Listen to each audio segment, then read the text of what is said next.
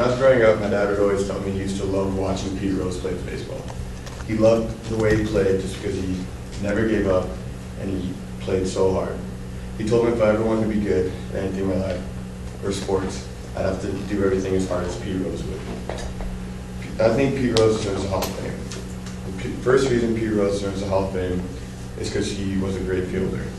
He started off his baseball career very well by winning the 1963 National League Rookie of the Year. Later, 10 years later, he would go on and win the National League MVP. In 1972, 1973, and 1974, he would have the most outs, or I guess it'd be most catches and assists as a left fielder. In 1971, he would go on and have the most putouts as a right fielder. He never really played one spot. He would either be in the outfield, and on occasions he would be at first base. The second reason Pete Rose deserves a Hall of Fame is because he was a great hitter. Even nowadays, baseball analysts say that he is one of the greatest hitters ever to live. He has the most career hits ever with 4,256. This is outstanding because everyone knows Derek Jeter, and they say he'd have to have 5 200-plus hit seasons to even come close to accomplishing that record. He also has the most career singles with 3,215. He has the most career at-bats with 4,053. He has the most plate appearances ever with 15,890. He has the most times ever spent on base, which was, well, most times ever appeared on base, 5,229. He has the second most doubles ever in his career with 746. His batting average ranks among the top 10 in net ever. And in 1968, 1969, and 1973, he had the best batting average in the National League.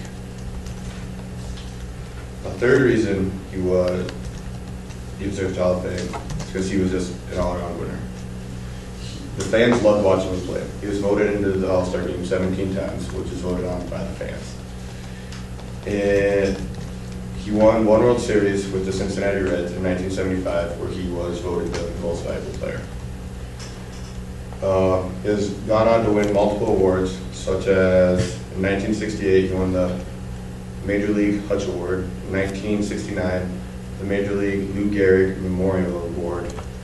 In 1976, the Roberto Clemente Award.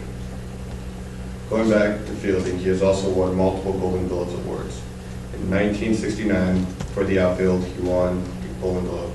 In 1970, for outfield, he won the Golden Glove. He was the first people ever to go back-to-back winning the Golden Glove. He also go on to win the Silver Slugger, which is overall best batting average and offensive player for their position.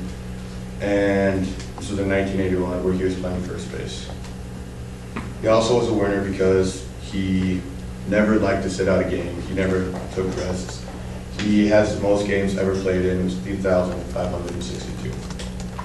In one game, in 1970, he stole not only third base, but home, also stealing second. So he actually stole second, third, and home, which is unheard of. And then it shows that he plays super hard is because in the 1970 All-Star game, in order for their team to win, he ended up, the batter hit the ball into the outfield. He tagged up, ran from second all the way to home, having a collision with the catcher, actually dislocating the catcher's shoulder and winning the game by 1. And that's just unheard of because the All-Star game, everyone usually tends to take that game off. They just take it easy, get a nice little break and everything. But he just would do anything for his team to win. So with these facts that I present to you, you can understand why my dad thinks he is one of the greatest baseball players to live. Just because he was one of the best fielders, batters, and he was just an all-around winner. I think Pete Rose deserves a Hall of Fame.